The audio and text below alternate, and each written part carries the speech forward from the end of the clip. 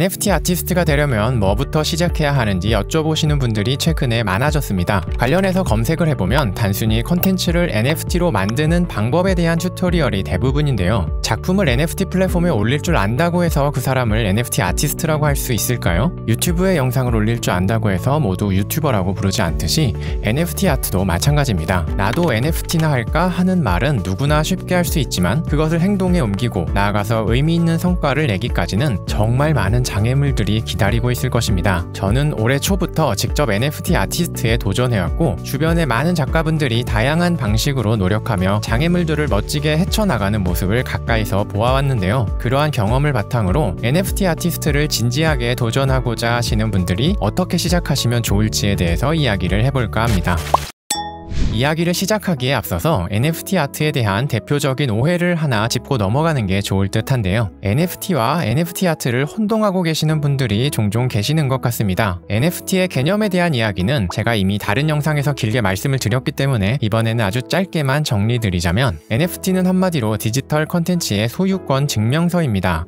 그리고 NFT 아트란 이 NFT를 활용한 예술 작품을 말합니다. 한마디로 NFT의 수많은 활용 방법 중 하나가 NFT 아트인 것입니다. 올해 초 32억에 낙찰되어 화제가 되었던 잭도시의 첫 트윗, 이것을 아트라고 할 수 있을까요? 굳이 따지자면 디지털 세상의 문화유산 정도 위치 아닐까 싶습니다. 물론 아트에 대한 기준은 사람마다 다를 수 있습니다. 그런데 제가 드리고 싶은 말씀은 NFT라고 해서 그 기준이 현실 세계와 다른 것이 절대 아니라는 이야기입니다. 바꿔 말하면 NFT로 만들어졌다고 해서 아무거나 예술작품으로 둔갑하는 게 아니라는 이야기죠. 혹시 나도 아무거나 올려서 몇 억에 팔아볼까 정도의 생각을 갖고 계시는 분이라면 이 영상은 크게 도움이 되지 않을 것 같습니다. 이 영상은 NFT 아트를 진지하게 시작해보고 싶은 분들을 위한 영상입니다. 그러면 이제부터 본격적인 이야기를 시작해보겠습니다.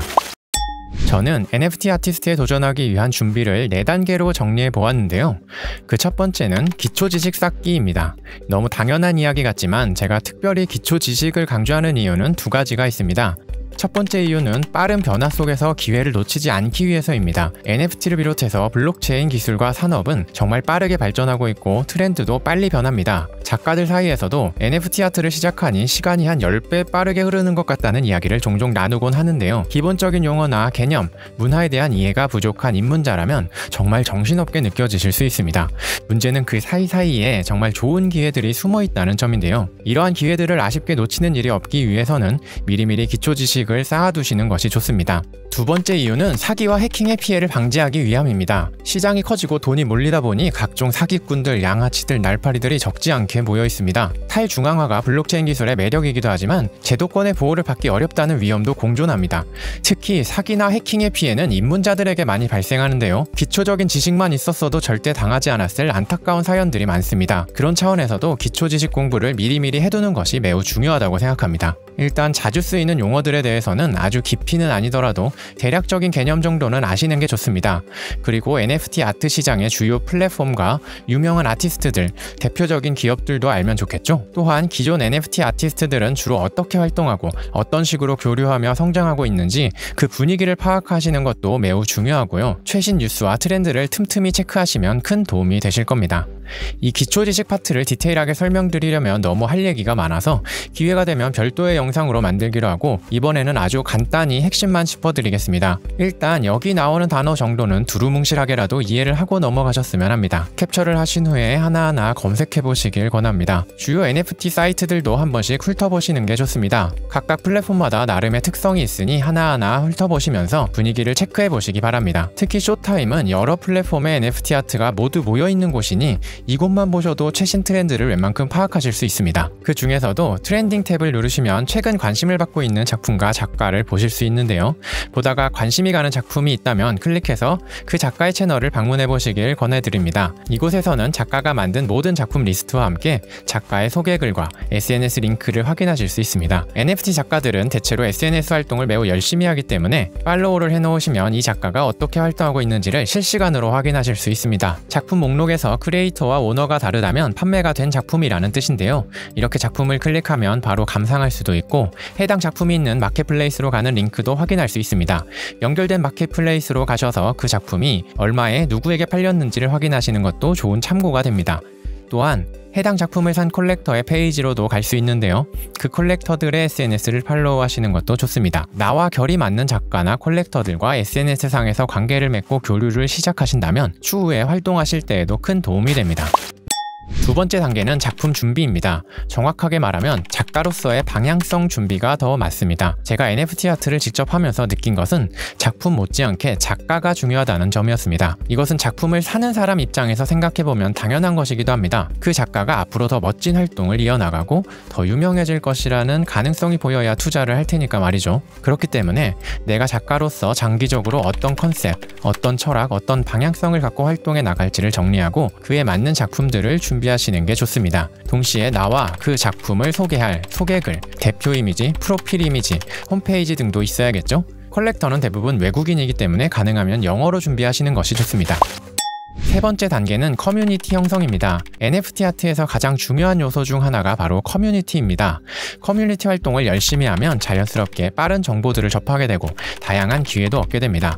합동으로 전시를 하거나 콜라보레이션 작품을 만들거나 컬렉터들을 초대해 공동 작품 발표회를 열거나 하는 일은 매우 흔한 일입니다. 사실 글로벌 마켓에 내 작품을 덩그러니 올려놓기만 한다면 아무도 내 작품의 존재를 알지 못하겠죠. 작품의 홍보를 위해서도 커뮤니티 형성은 정말 꼭 필요한 단계입니다. 그리고 또 중요한 포인트가 있습니다. 내 작품이 도용되거나 내 지갑이 해킹되거나 하는 일이 발생했을 때 함께하는 커뮤니티에 알린다면 피해를 최소화하고 빠르게 문제를 해결하실 수 있습니다. NFT 작가들은 주로 트위터, 디스코드, 클럽하우스를 통해서 소통합니다. 그러한 SNS에 작가 계정을 만드시고 미리 익숙해지시는 게 좋습니다. 그러면서 첫 번째 단계에서 말씀드린 방법을 통해 관심이 가는 작가나 컬렉터들과 관계를 맺으시고 댓글이나 DM으로 친분을 쌓아가시면 좋습니다. 국내의 경우 네이버 카페나 카카오톡, 단톡방 등을 중심으로 좋은 커뮤니티들이 많습니다. 국내에도 이미 경험 많은 작가분들이 많으시니만큼 큰 도움을 받으실 수 있을 것입니다. 네 번째 단계는 드디어 NFT 만들기입니다. 일단 내가 어떤 플랫폼에서 활동을 시작할지를 정하셔야 하는데요. 첫 번째 단계에서 소개해드린 플랫폼을 중심으로 살펴보시고 나와 맞는 플랫폼을 찾아보시기 바랍니다. 개인적으로는 이더리움 체인으로 오픈시에서 시작하시는 것을 추천드립니다. 이더리움 체인이 가장 시장도 크고 거래도 활발하게 이루어지니만큼 정보도 많습니다. 그 중에서도 오픈시를 추천드리는 이유는 NFT를 만들 때 발생하는 가스피를 최초 1회만 내면 되기 때문입니다. 다른 플랫폼들은 작품을 NFT화할 때 최소 몇만 원에서 비쌀 때는 100만 원에 가까운 가스피를 지불해야 합니다. 신진 작가들에게는 굉장히 부담스러운 금액이죠. 그러니 오픈시에서 가볍게 시작해보는 것이 좋다고 생각합니다. 이미 인지도가 있는 작가시라면 슈퍼레어나 니프티 게이트웨이 같은 큐레이션 플랫폼에서 시작하시는 것도 좋습니다. 다만 허들이 높고 과정이 좀 오래 걸리기도 하니만큼 경험자들로부터 자문을 구해보시기를 권합니다. 한편 최근에 많이 생기고 있는 국내 플랫폼들을 알아보실 수도 있습니다. 다만 아직 시장이 정착되지 않았고 신생 플랫폼이 많기 때문에 약관이나 정책을 면밀히 살펴보셔야 합니다. 가능하면 경험이 많은 국내 작가들에게 미리 상담을 받아보시는 것이 안전합니다.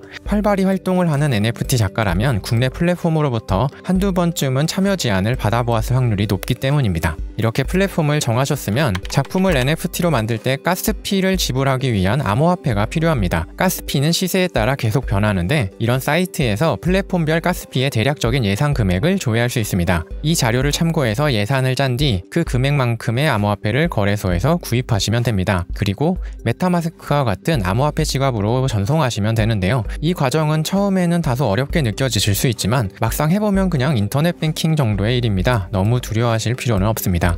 암호화폐와 지갑이 준비되셨으면 그 지갑으로 원하는 플랫폼에 로그인하실 수 있습니다. 두 번째 단계에서 준비한 프로필 이미지와 대표 이미지, 소개글, SNS 정보들을 잘 정리해 본인의 채널을 구성하신 다음 해당 플랫폼의 가이드에 따라 작품을 NFT로 제작하시면 됩니다. 작품을 NFT로 만드는 것을 민팅이라 하고 민팅된 작품을 판매 상태로 바꾸는 것을 리스팅이라고 하는데요. 이 과정에서 모두 가스피가 필요합니다. 한번 지불된 가스피는 환불되거나 할 수 없기 때문에 해당 플랫폼의 가이드를 잘 숙지한 뒤에 진행하시길 바랍니다. 미심쩍거나 헷갈리는 부분이 있다면 다른 작가들에게 꼭 물어보시길 바랍니다. 그러려면 아까 말씀드린 세 번째 단계 커뮤니티 형성이 꼭 선행되어야 하겠죠? 앞에서도 말씀드렸지만 NFT를 만들어서 플랫폼에 공개한다고 해서 판매되는 게 절대 아닙니다. 내가 SNS와 커뮤니티 활동을 통해 지속적으로 나를 알리고 내 작품을 홍보하는 과정이 반드시 필요하다는 점 다시 한번 강조드립니다.